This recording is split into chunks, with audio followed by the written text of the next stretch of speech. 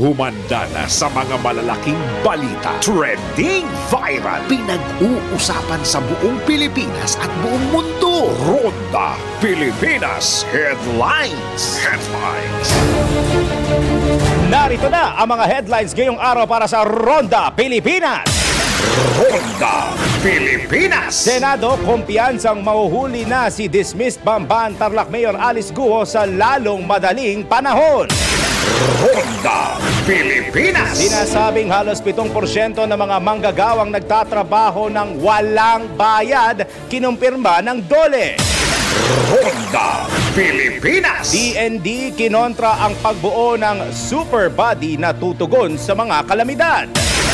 Ronda Pilipinas. Leptospirosis cases tuloy sa paglobo. Swimming sa baha, ipagbabawal na ba? Alamin na. Ronda Pilipinas. Alamin mamaya yan sa Siyasat Special Report. Samantala, 7 katao sa balita sa Ibayong Dagat, 7 katao patay sa sunog sa isang hotel sa Korea. Ronda Pilipinas. Balitang pampalakasan, Gilas Pilipinas Women's Team maagang nagpaalam sa 2026 World Cup pre-qualifying tournament ng FIBA. Ronda Pilipinas. Sa balitang showbiz, Nadia Montenegro inaming maaayos ang relasyon sa pamilya ni Baron Geisler. Ronda Pilipinas. Tumangging magbigay ng service warranty ang service provider na kinontrata mo. Nako, bawal ito. Ronda Pilipinas. At totoo nga bang form ng manipulation ang love bombing? Nako, mamaya, let's prove it. Ronda Pilipinas. Ang mga malalaking mga balita, ang mga matitinding mga pinag-uusapan, ang mga maiinit at pinagtatalunang mga issue. Lahat hagip, lahat malalaman. Hindi lang sa buong Metro at Mega Manila. Kasama na ang buong Pilipinas. Hahagupit na ang mga malalaking issue sa Ronda Pilipinas. Live na live sa DWIZ AM Metro at Mega Manila. Naka-live din sa DWIZ News FM Regional Stations. Naka-live din sa Radyo Ronda AM Radio sa Pilipinas. Live ding mapapanood sa Aliw 23 Free TV. At naka-live din sa lahat ng DWIZ Digital News accounts, Facebook, YouTube at DWIZ News website. Ronda Pilipinas. Wala nang mahuhuli sa balita. Wala nang maiiwanang issue na hindi mo alam. Ngayon, updated ka na sa Ronda Pilipinas. Kasama si Dennis Antenor Jr. Ronda Pilipinas. Ba? Sinong gusto sumayaw ngayong umaga? Aha! O, di ba? Familiar ba yung ganon? 2 araw nyo na hindi naririnig, di ba? Mapapainda kayo talaga. Magandang araw, Pilipinas! Ba, medyo makulimlim, ha? Medyo makulimlim ngayon sa labas, pero syempre mamaya magbibigay tayo ng weather update. At kanina lang, i-share ko lang sa inyo, meron akong nabasa na article sa social media. Ba, pambihira nasaan ba yun? Nabasa kanina, sinend ko sa sarili ko yan para hindi ako magkamali sa aking babanggitin. Ito pa lang ang mga atleta natin, yung 3 gymnast na, yung 3 babaeng gymnast dito sa Pilipinas, nakarating na po pala at nagkaroon ng special na Heroes Welcome sa Malacanang. Siguro kung late ko nabasa ito, mga nakarang araw, nag-post si Levi Ruivivar ng kanyang pagkadismaya kasi yung communication nila sa pagitan ng NSA head, parang hindi ganun kaklaro. Tapos, hindi na pala siya sinagot. Bakit parang ang dating ho may discrimination sa mga atleta natin? Di ba parang ang proud natin na ang daming nananalo tapos may nakapag-uwi ng 2 gintong medalya si Carlos Yulo. Nakapag-uwi ng 2 bronze medal yung 2 boksingero natin si Ira Villegas tsaka si Nesty Petesio. Tama, di ba? So, tapos kasama mo yung ibang mga atleta na hindi mananalo ng medalya magkakasama at magkakaroon ng parada. Akala ko ba dapat may unity tayo? Bakit may napag-iiwanan? Ay, dapat ayusin ang komunikasyon. Sabi nga minsan ni Boss Dennis pagka umuupo siya tapos may mga government official na hindi nag-uusap-usap, baka kailangan nyo ng group chat. Usong-uso ang group chat kaya dapat baka pwede nyo i-try yun. Total talamak naman at marami naman ang gumagamit na social media at yan ang pinaka main means of communication.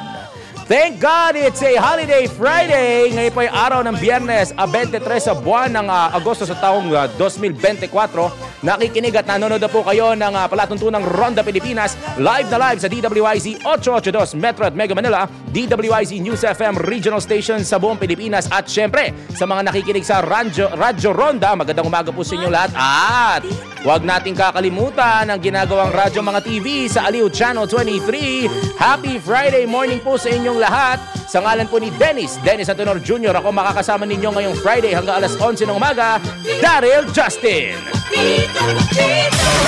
Ronda Pilipinas. Sa detalye ng ating mga balita, bilang na ang mga oras ni dismissed Bamban Tarlac Mayor Alice Guo.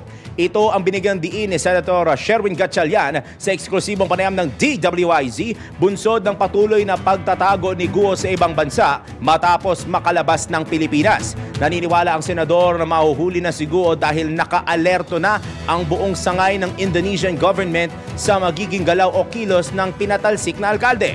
Tuloy-tuloy din anya ang ginagawang pagdinig ng Senado kung saan nakikipag-ugnayan na sila sa iba't ibang ahensya ng gobyerno upang maging plansyado ang investigasyon. Nakikipag-coordinate kami ngayon sa DOJ at sa Bureau of Immigration. Ang gusto natin ay maayos yung pagdalo ni Sheila Guo at ni Cassandra Ong sa Senado. Marami kasing ahensya ang may kinalaman sa kaso nila. Kung matatandaan natin, daming kaso. BIR, may Bureau of Immigration, may DOJ, may Senate, may House. Kaya nagko-coordinate kami sa iba pang mga government agencies at sa iba pang institusyon.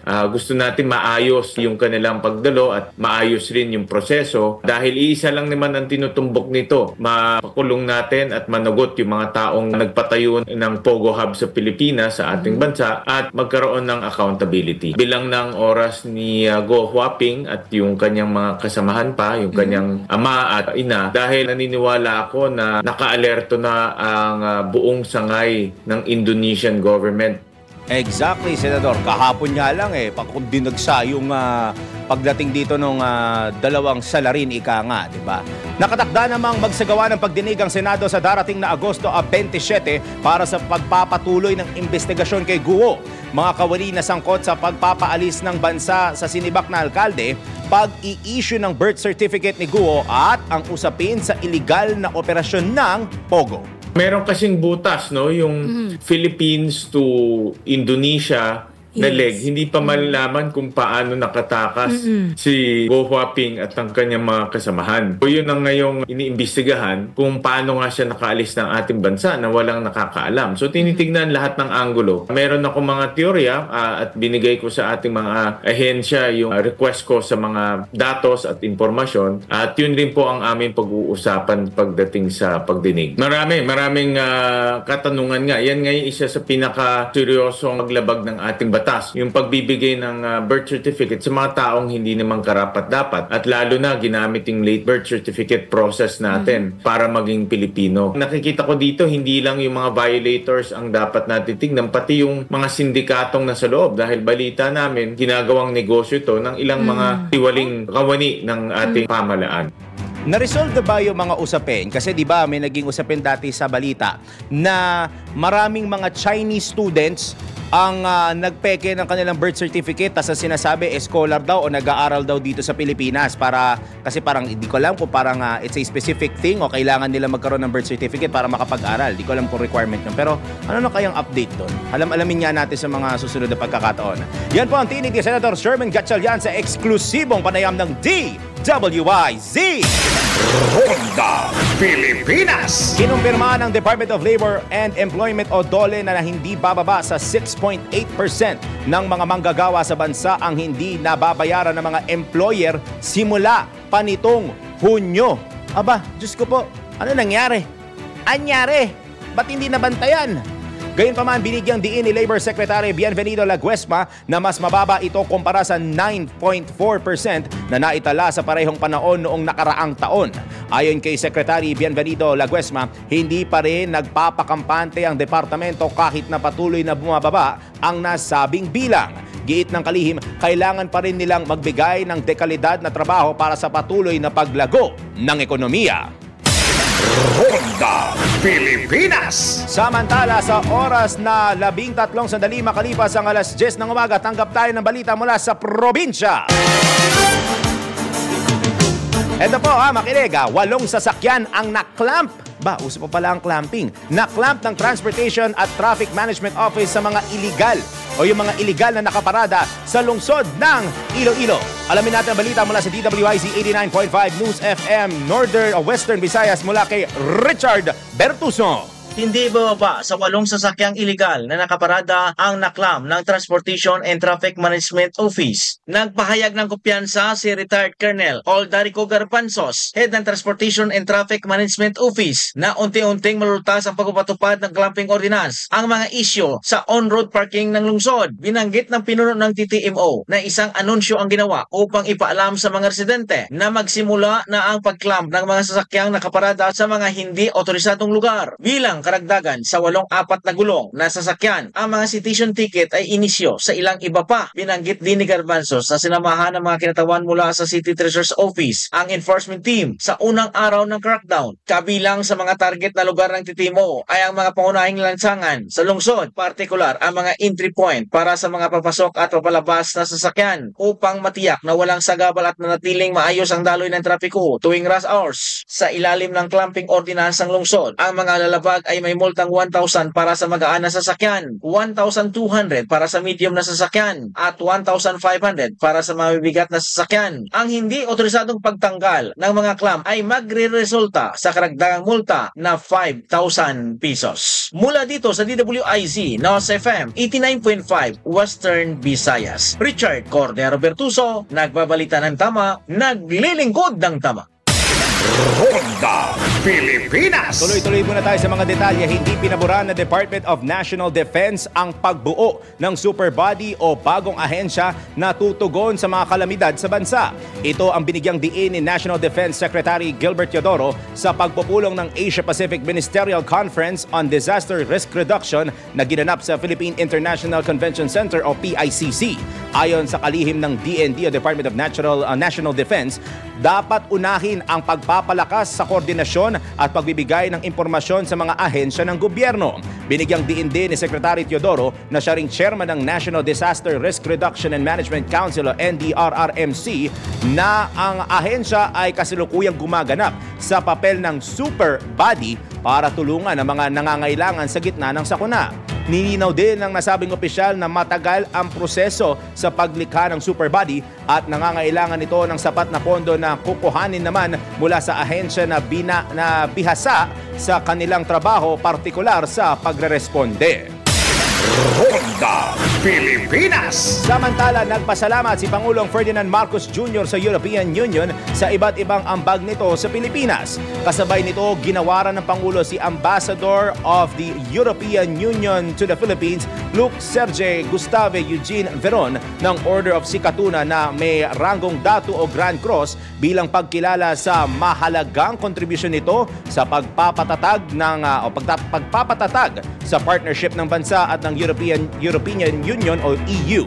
Ayon sa Presidential Communications Office, naging instrumento ang EU Ambassador sa maraming cooperation agreements na may kinalaman sa kaunlaran, climate change, green economy, energy, digital connectivity at maritime cooperation.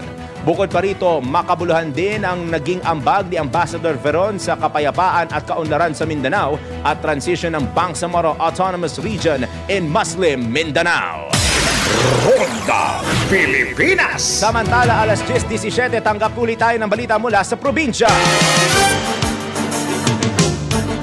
Daraga Albay Mayor, may warrant of arrest na. Alamin natin ang detalye na balita mula sa DWIZ 92.3 News FM South Luzon, Legazpi mula kay Ronnie Beren.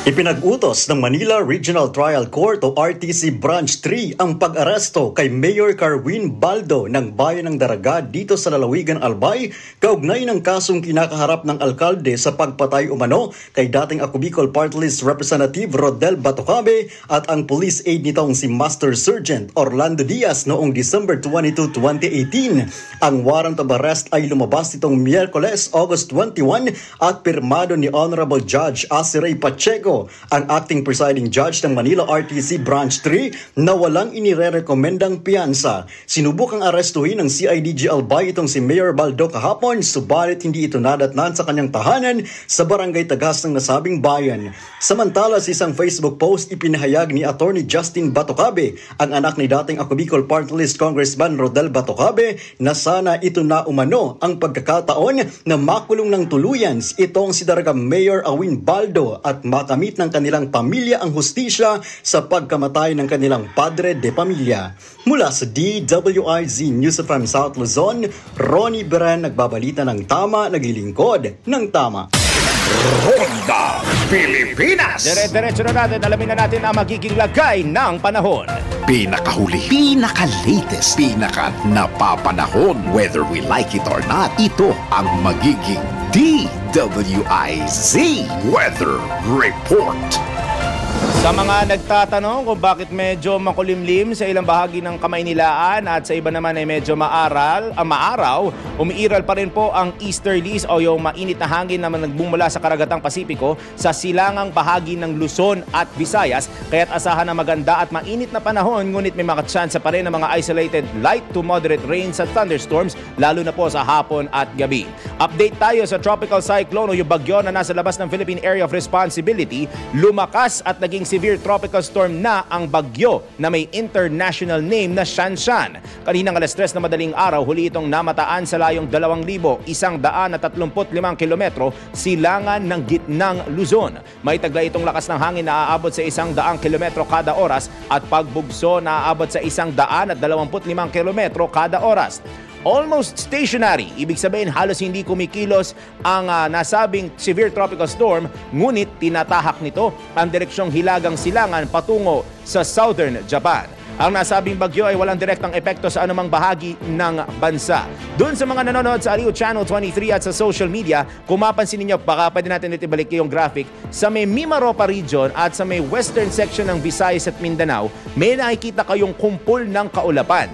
Lilinawin lang po natin yan dahil ang sabi ng Pag-asa, hindi pa po ito low pressure area. Bagamat may posibilidad, mataas ang tsansa na ang nasabing kumpol ng kaulapan ay maging ganap na low pressure area sa susunod na 12 oras. Patuloy natin yung babantayan at magbibigayan ng sama ng panahon sa nasabing region sa Mimaropa at sa kanlurang bahagi po ng Visayas at Mindanao. Silipin naman natin ang ating forecast sa mga pangunahing lungsod sa ating bansa ngayong Holiday Friday. Simulan natin sa Metro Davao. Asahan natin ang fair weather conditions hanggang mamayang alas 4 ng hapon. Nasa 31 hanggang 32 degrees Celsius ang magiging agwat ng temperatura. Sa Metro Cebu naman, inaasahan din natin ang mga fair weather conditions pero pagsapit naman ng alas 2 hanggang alas 4 ng hapon, mga isolated light to moderate rains ang maaaring maranasan. Nasa 31 hanggang 32 degrees Celsius din ang agwat ng temperatura. At sa Metro Manila naman, asahan ang mga isolated rains and thunderstorms at mga kaunting mga pagsungit ng lagay ng panahon, dulot naman po ng localized thunderstorms. Nasa 31 hanggang 33 degrees Celsius ang agwat ng temperatura. Sumikat ang araw kanina sa ganap na alas 5:43 ng umaga. Asahan po nating lulubog ito mamayang alas 6:14 ng gabi. At yan ang aking weather report, whether you like it or not. Pinakahuli, pinaka-latest, pinaka-napapanahon. Whether we like it or not, DWIZ Weather Report. Ronda Pilipinas. Sa oras na alas 10:22, ito po, leptospirosis cases tuloy sa paglobo. Ito'y nagsimula dahil doon sa super typhoon at sa habagat na naranasan ng malaking bahagi ng Luzon, kabilang na ang Metro Manila. At ito ang paboritong gawin ng mga kababayan natin, mag-swimming sa baha. Kaya ang tanong, ipagbabawal na nga ba? Alamin natin yan sa isang Siyasat Special Report. Malalimang pag-alam ng mga detalye para maitama ang mga maling balita sa Siyasat. DWIZ Investigative Report.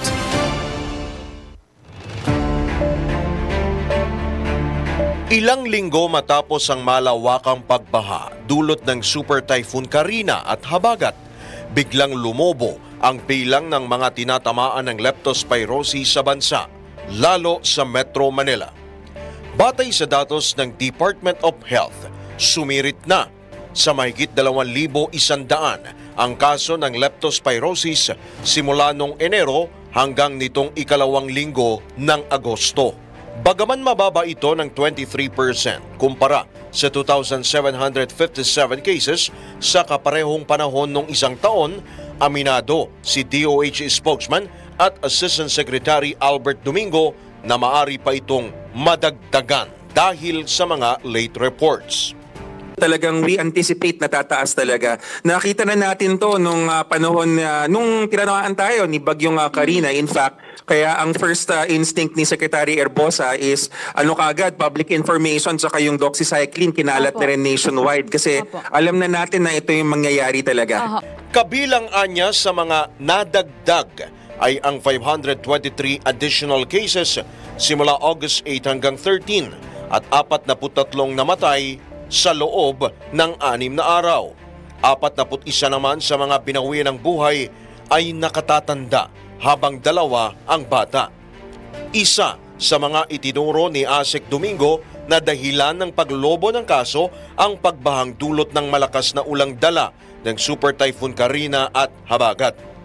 Bago gunitang nanalasa ang nasabing bagyo at habagat na nagdulot ng malawakang pagbaha lalo sa Metro Manila at mga karatig lugar noong Hulyo 24. Tinukoy naman ni Domingo ang ilang sintomas ng leptospirosis na hindi dapat basta ipagsa walang bahala. May payo rin ang opisyal sa publiko, lalo ang mga lumulusong o lumusong sa baha. Yes, ang leptospirosis, meron niyang incubation period, hindi ka agad lumalabas ang simptomas. So, ibig sabihin, kung kayo po ay napalusong sa baha kahit wala pa nararamdaman, pumunta na po sa health center, kumonsulta para kung kailangan ay maresetahan ng doxycycline para hindi na ho pumila. Bakit? Ano yung mga simptomas na maaaring lumabas? Lagnat, pananakit at paninigas ng katawan, lalo na yung bahagi dun sa ating malapit sa paa, yung calf na sinasabi.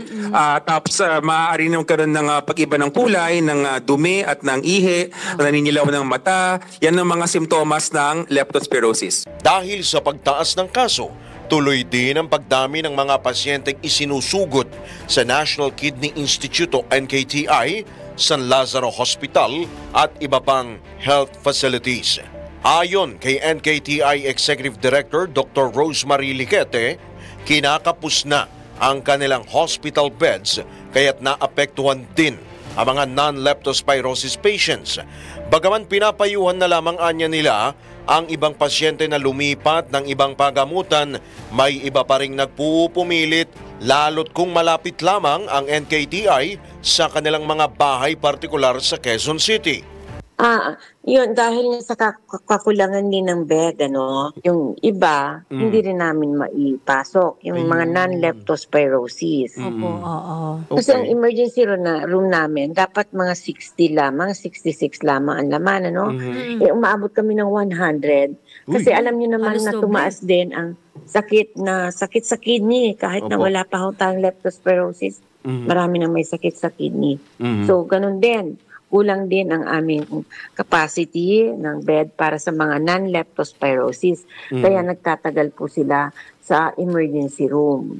At saka ina-advise namin din yung iba lumipat ng ibang hospital. Iminungkahi naman ni Health Secretary Teodoro Herbosa sa mga local government unit na pagbawalan ang mga magulang na palanguyin ang kanilang mga anak sa baha upang makaiwas sa leptospirosis. Ito ayon kay Secretary Herbosa ang isa sa mga solusyong nakikita nila para hindi na dumami pa ang bilang ng mga nagkakasakit sa gitna ng namumurong mas matinding pag-ulan dulot ng inaasahang pagpasok ng La Niña phenomenon. Gayunman, aminado ang kalihim na mahirap ipatupad ang kanyang mungkahi o kahit magpasa pa ng batas. Sa halip ay ipinag-utos na lamang ni Pangulong Bongbong Marcos na paigtingin ang information dissemination bilang bahagi ng kampanya kontra leptospirosis. So yan kaya nililinaw ko lang. Ang hirap naman kahit magpalabas tayo ng batas na bawal mag-swimming. Sabi sa akin ni President PBM, paano mong i-implementa yan? Tama naman siya kasi nagirin siyang governor eh. Siyempre, sabi niya talagang i-heighten na lang natin yung kampanya ito sa radyo. At pati yung mga tanod, sila magpauwi dun sa mga bahay. LGU. Sila LGU ang talagang tututok dyan na, yung mga bata, huwag mag-swimming dyan, di ba?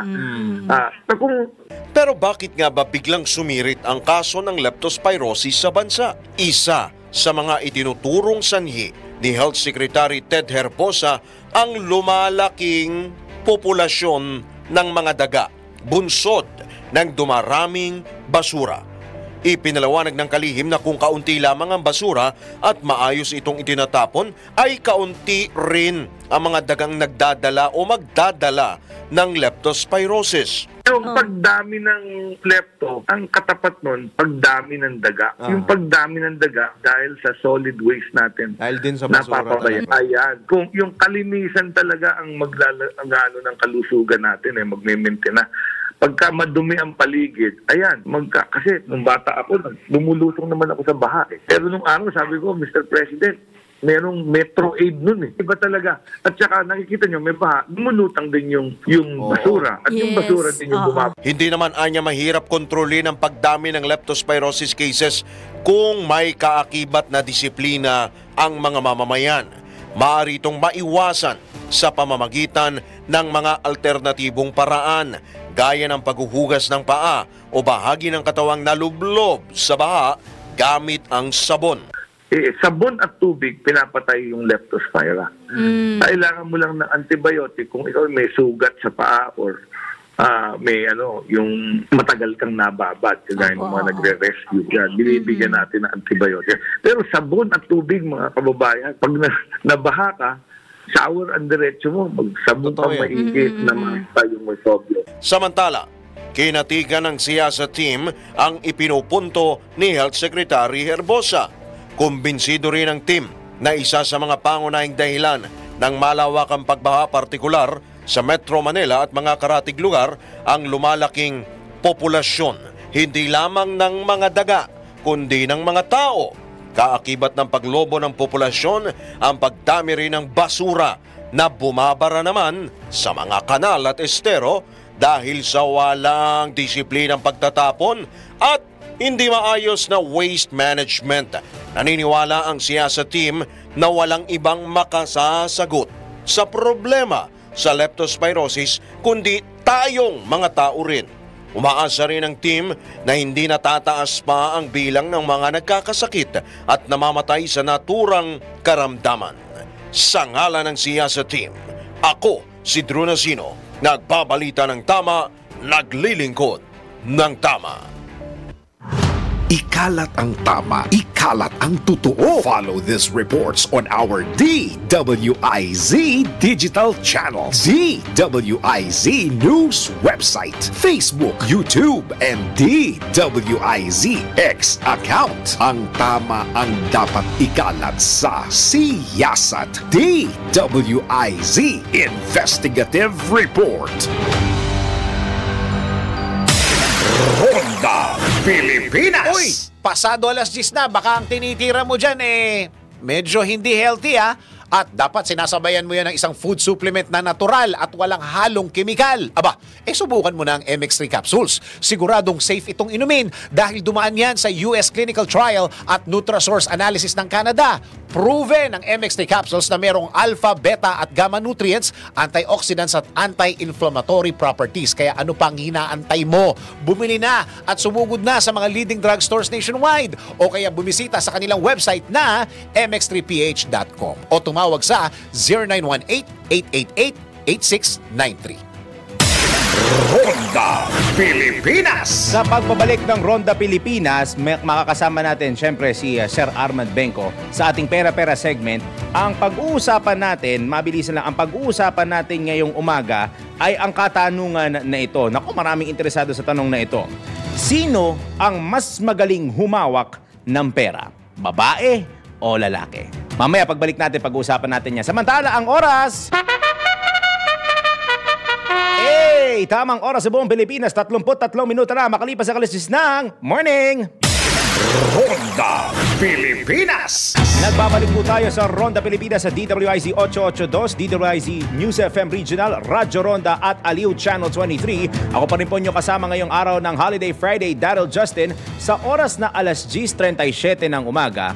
Ako po ay mapalad dahil bilang kailangan kong maayos pa din personally ang aking financial self.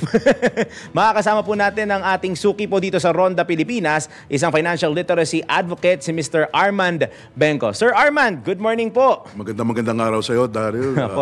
At sa lahat ng ating tagapanood, magandang araw po sa inyo. Yes, sir. Usually, nagkikita lang kami ni Sir Armand pagka dadating siya Friday, nakatayo ko doon sa weather. Ngayon naman, ako ay privilege na makapagtanong ng anything about financial literacy para hindi lang din sa akin, syempre sa ating mga tagapakinig at tagapanood. Yes. So ngayon, Sir Armand, dediretsuhin ko na po ang tanong dahil naibigay ko na rin ng topic kanina. Opo. Sino po ang mas magaling humawak ng pera? Ang mga kalalakihan po ba o mga kababaihan?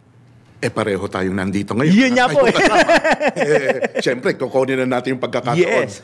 Ang talagang sagot dyan ay wala. Ang galing sa paghawak ng pananalapi ay hindi dahil sa ating kasarian, dahil sa ating gender. Ito ay galing sa ating education na nakuha, lalo na sa larangan ng pera. Ang ating role sa lipunan or sa pamilya, at yung personal choices. Kaya wala talagang mas magaling na titingnan mo na kapag panganak, uy, babae, magaling humawak to ng pera. Ay, lalaki, naku, burara ito sa pera. Hindi po masasabi ng ganun. Tingnan na lang natin ang kasaysayan. Noong araw, parang tanggap sa lipunan, ang lalaki, ang breadwinner. Yes. Ang babae doon sa tahanan at yung pag-alaga ng tahanan kasama ng mga anak. Pero miski na doon, merong management of personal finances. Yeah. Alam mo, Daryl, nasubukan ko maging house band. House band, yung nasa gitna ako ng karir, lumalaki, paliliit pa mga bata. I was in between jobs, sabi nila. Okay. So naging house band ako. Okay. Napakahirap kasi matagal din yun mga 4, 5, bago ika-6 month, sumuko na ako sa pagiging house band. Hindi lang dun sa pag-alaga ng mga bata, but dun sa pag-manage ng finances. Yes. Diba, kadalasan noon, yung breadwinner, padre de pamilya, bibigyan lang yung pera, tapos ipagkakasya ni nanay. Siya na yung bahala po na mag-budget. Siya na bahala. So napakahirap nun, managing limited resources for unlimited expenses. Yes. So, kung doon mo titingnan, magaling din ang babae sa paghawak ng pera. Nagbago ang lipunan, ang babae ngayon nagtatrabaho na. Yes. Marami ng executive dito lang sa nila boss Yes, diba? opo. Marami ng lady executives. Parang hindi wala na nga yung barrier na pagka sinabing lalaki, dapat mga lalaki lang ang maging executives ngayon. Minsan, mas marami ding creative ideas ang mga kababaihan na kayang i-execute on an executive officer level. Yes. At mula sa miski na hindi pa umaabot sa executive level, no? Katulad nitong kilala ko si Jai Gutierrez. Okay. Paraan ko yun para bumati. Kay Jai Gutierrez. Good morning po. Si Miss Jai Gutierrez. Yan yung sila rin naghahanap na rin ng sitwasyon na sila ay merong pagkakakitaan. So yung pag-manage ng finances talagang nandoon sa babae. So dito mo makikita walang difference or walang hindi sagot kung ano sino ang mas magaling dahil sa kasarian o sa gender. Siguro mas magandang tingnan kapag may mag-asawa, katulad nitong pinaghahandaan ni Jai Gutierrez, pag mag-aasawa, paano ang pag-handle ng lalaki at babae na mag-asawa sa kanilang finances. Kung meron tayong oras, bibigay ko yung 3 C. Sige, sir. Tatlong C, lalo na sa couples, sa paghawak ng finances. Number 1, communication. Yes. Walang tatalo dyan. Kahit anong relasyon, magulang, anak, magsing-irog At sa saka- opisina. Tsaka Sir Ahmed, hindi lang communication in terms of finances. Sa lahat ng aspeto, kahit kasi Hoda, kahit hindi nga mag-asawa, kahit yung mga mag-boyfriend at mag-girlfriend ngayon, kasi karamihan sa kanila. Yes. Siyempre, pagka humanap ka ng special someone mo, inaay mo yan na siya na yung makakasama mo in your long time future, hanggang sabi nga nila sa kasal, di ba, till their last dying breath. Yes, So yes. pagka hindi talaga kayo nag-communicate, pinakauna, hindi ko alam kung totoo din iniisip ko ngayon na Sir Arman, minsan o madalas ang pinagmumulan din ng miscommunication o ng conflicts ng mag-asawa o ng mga magkasintahan, pera. Exactly. Mas number one yan kaysa third party yung merong kalaguyo. Number 2. Oo. Bigyan ko lang ng realidad o realistic situation. Alam mo, may kataksilan, infidelity. May kataksilan din sa pera sa mag-asawa.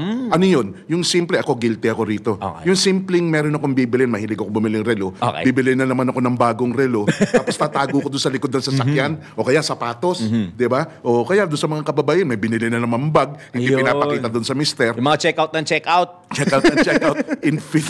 Ano yun, naalala ko tuloy yung isang kilala ko dumarating yung delivery Talagang nataranta siya dahil yung mister niya nasa loob. Ayun niya, kasi tapos hindi niya sasabihin dahil syempre, yung infidelity in finances nga, ay, mag-order ako. Pero sige, sa bahay, sana nga lang hindi matsyempohan ni Mr. o ni Mrs. Tapos sakto bigla sasabihin, Sir, delivery ho, pa-receive ng parcel. Biglang ito namang isa magtataka, ha? Anong parcel? Ayan na. Diyan na magsisimula. So, communication po, openness, para yung tiwala hindi masisira at yung maayos na patakbo at pamamahala ng kaperahan. Pangalawa, control. Ano po yung control? Sa mag-asawa, maaaring magkahiwalay. Yung isa, nagdedesisyon, yung isa, siya ang disperser. So, halimbawa, yung lalaki, siya na ang nagdedesisyon kung ano ang bibilin, ano ang paglalagyan ng pera, pero si Mrs. naman ang mag-re-release o mag-disperse parang sir, releasing department, parang So, miski na napagdesisyonan na ni Mr. Alagay na natin CEO sa kumpanya. Pag yung finance ayaw pang i-release yung pera, Ay, hindi pa lalabas. So, wag po nasa iisa lang yung lahat ng control. Siya na nagdesisyon, siya pa ang maglalabas ng pera. Yes, At po. panghuli, courtesy. Courtesy, ano po tong courtesy? Pag minsan dito nag-uumpisa yung away. Ano? Gumastos ka na naman. Parang yung isa walang karapatan sa larangan ng pera. Magkaroon po kayo, ito, realistic approach. Apo. Magkaroon kayo ng his, hers, and ours account. So, pag may his account, kung napag-agrihan natin dahil sa communication, ito ang aking spending limit. Ayun. Bawat galaw ko dito sa aking his account, wala namang pakialam si her, si Mrs. Yung galaw niya sa hers account niya, hindi ko napapakailaman kung gaano kabilis, basta hindi siya lumalagpas sa spending limit niya. And of course, yung ours account natin, pinag-uusapan natin. So, yun po, yung tatlong C na yun, lagi yung paalalahanan, lalo na kung mamomroblema kayo, bago kayo mag-away, communication, control, at yung courtesy. Ayun nga po. Tsaka, syempre, communication, control, and courtesy na. At tsaka, syempre, yung realistic side na, hindi naman porket, di ba kasi, Sir Arman, di ba sa kasal, example, sa kasal, di ba, ang lalaki, inaalay yung aras, kasi symbol yon of the financial well-being, hindi lang ng mag-asawa, kundi ng kanilang mga magiging anak at ng pamilya nila, na ipinagkakaloob sa babae, sa kanyang may bahay. Si babae naman, malugod na tatanggapin ito. Pero, gaya nga na sinabi ninyo, meron pa rin dapat na individuality. Kasi hindi naman sa dahil survival of the fittest, pero minsan ganun kasi it all boils down minsan pag sinabing usaping pera, it all boils down kung sana hindi ko alam kung tama yung sinasabi ko, it all boils down syempre to individualities kasi hindi naman pwede na super dependent ka to a point na pati sa pagiging super dependent mo o kaya sobrang magastos ka, hindi lang ikaw yung maaapektuhan, pati yung mga may bahay mo, yung mga anak mo, yung pamilya ninyo. Opo, ito isang statistical fact. Bago ito nung pandemic. Okay. Alam niyo ho ba, mas maraming mahirap na matandang babae kesa mahirap na matandang lalaki. Oh. Ewan ko kung bakit nagkaganon, pero do sa limited na aking pag-aaral, kasi nga yung hindi nagkaroon ng some sense of independence, lalo na sa kaalaman, laging umasa doon sa husband, siguro. At miski na well-provided noon, parang hindi naayos ang pagturo at paglipat ng whatever mga bagay-bagay tungkol sa kaperahan. It's ano yan, doon sa Amerika yun, ewan ko dito sa Pilipinas. Pag sa bagay, may differences naman. Una kasi, syempre, iba ang estado ng ekonomiya ng Amerika, iba rin naman dito sa atin, tsaka yung parang sinasabi nga nilang cost of living din natin at the same time. Yes. Yan. Okay. So yan, marami pa akong gusto itanong, pero sige, Sir Armand, itatanong ko yun mamaya off-air. At syempre, ibang katanungan ko nasasagot naman sa programang Pera-Pera Lang Yan. Kasama mo si ano? Every Sunday. Every Sunday. Every Sunday, 3 p.m. po. Salamat, Kuya Daryl. Yes, sir. Opo, makakasama niyo po si Sir Armand Benco every Sunday kasama si Kuya Angelo Bainyo at si Ate Kim Gomez sa programang Pera-Pera Lang Yan. Susunod kong panonoorin doon, napanood ko na yung tungkol doon sa dapat ba ang mga anak ay yung may utang na loob pagdating sa kanilang mga magulang sa pagsusukli ng utang ng loob, especially in terms of finances. Ang susunod naman, crypto. Ba, nagpapayaman? Sir Armand, maraming salamat po lagi sa inyong pagkakataon na makausap at makapanayam. Yun po ulit, si Mr. Armand Benco, ang ating financial literacy Ronda Pilipinas. Samantala, alas 10:48, tumangging magbigay ng service warranty ang service provider na kinontrata mo. Nako, may kaparusahan yan ha. Alamin ang NBI report mula kay Angelo Bainyo. Alamin kung bawal o hindi. Dahil kung di mo alam to, kaso ang kakaharapin mo sa NBI. Nako, bawal ito.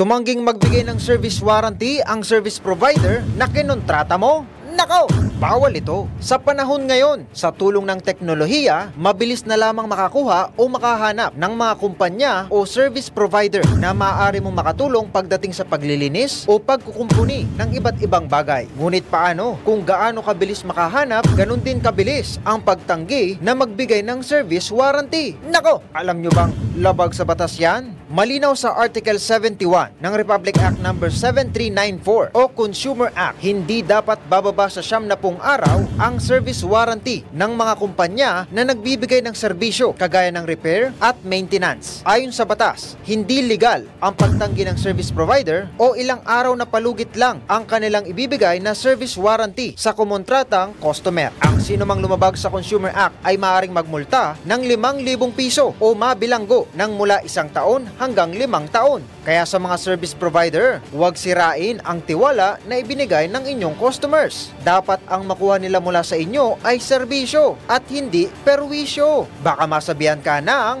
nako, bawal ito. Ronda Pilipinas. Hoy! Sa mga kalalakihan dyan, alam nyo ba ang karaniwang sakit nyo o natin ay prostate cancer? Ang prostate ay bahagi ng ating katawan na posibleng lumaki pagtungtong ng edad na 45 pataas, at kalimitang nauuwi sa komplikasyon. Ilan sa sintomas nito ang hirap sa pag-ihi, pananakit ng pelvic area at bone pain.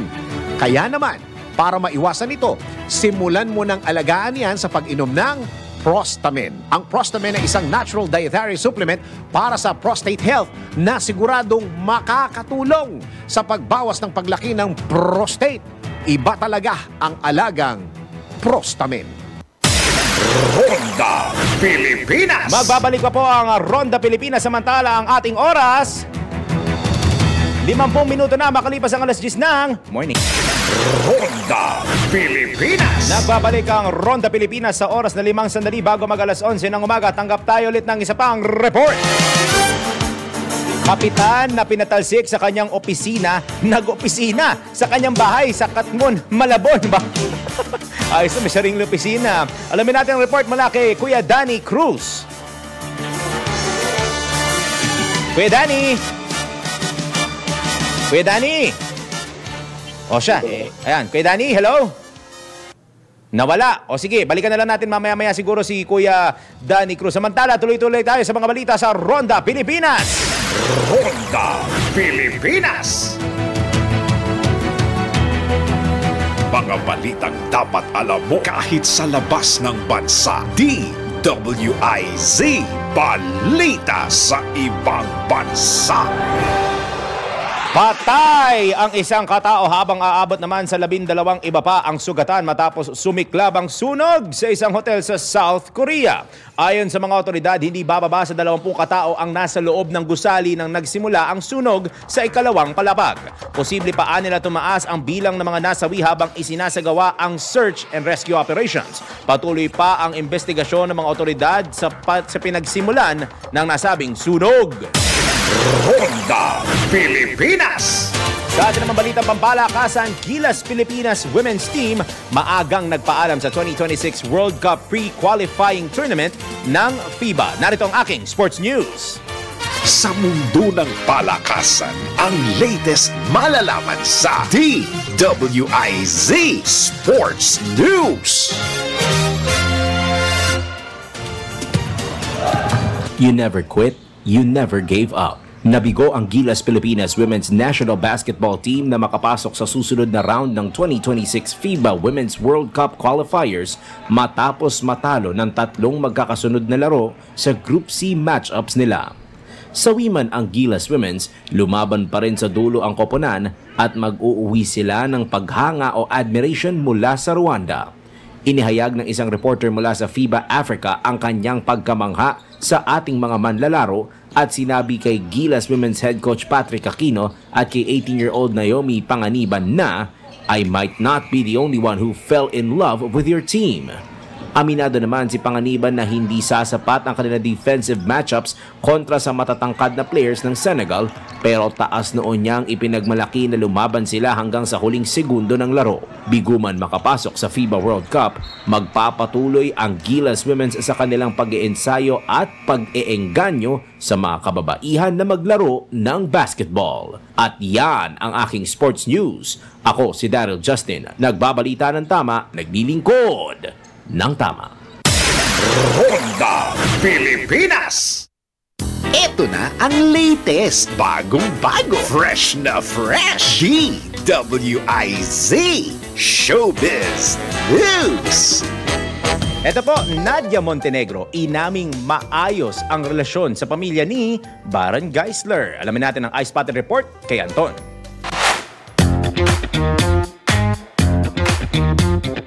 Para sa aking balitang showbiz, napanatili ni Nadia Montenegro ang magandang samahan sa pamilya ni Baron Geisler. Ito ang kinumpirma na aktres kahit hindi naging maayos ang nangyari sa kanila na aktor. Sa interview kay Nadia, sinabi nito na walang dahilan para masira ang relasyon niya sa pamilya ni Baron, kaya't hanggang ngayon umano ay maayos na maayos ang kanilang samahan. Ngunit inamin din ni Nadia na matagal na silang hindi nakikita ng pamilya ng aktor mula noong pandemic pa, kaya't noong nagpunta raw ang mga ito sa debut ng kanyang anak kay Baron ay masaya siya. Kamakailan lamang kasi ay nag-celebrate ang anak ni Nadia kay Baron na si Sofia ng 18th birthday nito na ginanap sa Celebrity Sports Plaza sa Quezon City, kung saan dumating nga dito ang ilang pamilya at kamag-anak ni Baron. Nang tanungin naman si Nadia kung nasaan si Baron, ay sinabi nito na hindi niya alam sa kanyang anak. At iyan aking balitang showbiz para sa impilang metodong lakas, DWIZ. Ako si Anton, nagbabalita ng tama, naglilingkod ng tama. Ronda Pilipinas! At bago po tayo pansamantala magpaalam at magkita-kita ulit sa Lunes, patama quote muna tayo. Ulitin ko, babasahin ko to ng mataimtim at madiin. Ang tunay na lider, pinagsasama-sama at hindi pinaghihiwalay ang kanyang grupo o nasasakupan. One more time, Darin. Ang tunay na lider, pinagsasama-sama at hindi pinaghihiwalay ang kanyang grupo o nasasakupan. Isang magandang realization sa akin to, Ate Hias, kasi ako ay may pinamumunuan na grupo sa simbahan ng mga naglilingkod sa altar. Minsan ako ay parang nai-strike na baka mamaya masyado akong stricto, masyado akong bossy, masyado akong utos ng utos, napakahirap naman ng ganun, tama? Ang maganda dyan, gaya nga na sinabi ko kahapon, teamwork makes the dream work. Kung hindi iiral ang pag-unawa, hindi iiral ang pagbibigay daan sa magandang diskurso, at hindi mananaig ang pasensya at pag-unawa nga, gaya na sabi ko, sa leader at sa kanya nasasakupan, isa kang, for akin na naman to, hindi ka effective na leader, hindi ka effective na boss, hindi ka effective na bisor, hindi ka effective na manager, at hindi ka effective na executive. Ang tunay na lider, pinagsasama-sama at hindi pinaghihiwalay ang kanyang grupo o nasasakupan. Gaya nga sinasabi, bato-bato sa langit, ang tamaan, awit. Maraming salamat po sa inyong pagsama sa akin ngayong umaga sa Ronda Pilipinas ngayong araw ng Holiday Friday. Karamihan sa inyo bumabiyahe, mag-enjoy tayo ha. Magkita-kita tayo mamaya ulit sa aking mga weather reports ngayong araw at syempre, ako pa rin po makakasama ninyo sa darating na Lunes. Ang tabayanan na susunod na programang Yes Yes Yo Topacio with Attorney Ferdy Topacio and Miss Juby de Guzman. Shoutout lang sa aking nanay Da at sa aking Mama Litz na nanonood ngayon at kay Ate Ina Balagtas at sa aking pamangkin at mga magulang. Good morning, salamat sa pagsuporta, pagmamahal at pagtutok. Ako po inyo kasama ngayong umaga sa ngalan ni Dennis Antonor Jr. Ako po si Daryl Justin, nagbabalita ng tama, naglilingkod ng tama. Sa alangan, masayang ang ngunit ang mga malalaking mga balita, ang mga matitinding mga pinag-uusapan, ang mga maiinit at pinagtatalunang mga issue. Lahat hagip, lahat malalaman. Hindi lang sa buong Metro at Mega Manila. Kasama na ang buong Pilipinas. Hahagupit na ang mga malalaking issue sa Ronda Pilipinas. Live na live sa DWIZ AM Metro at Mega Manila. Naka-live din sa DWIZ News FM Regional Stations. Naka-live din sa Radyo Ronda AM Radio sa Pilipinas. Live ding mapapanood sa Aliw 23 Free TV. At naka-live din sa lahat ng DWIZ Digital News accounts, Facebook, YouTube at DWIZ News website. Ronda Pilipinas. Wala nang mahuhuli sa balita. Wala nang maiiwanang issue na hindi mo alam. Ngayon, updated ka na sa Ronda Pilipinas. Kasama si Dennis Antenor Jr. Ronda Pilipinas. Monday to Friday, 10 a.m.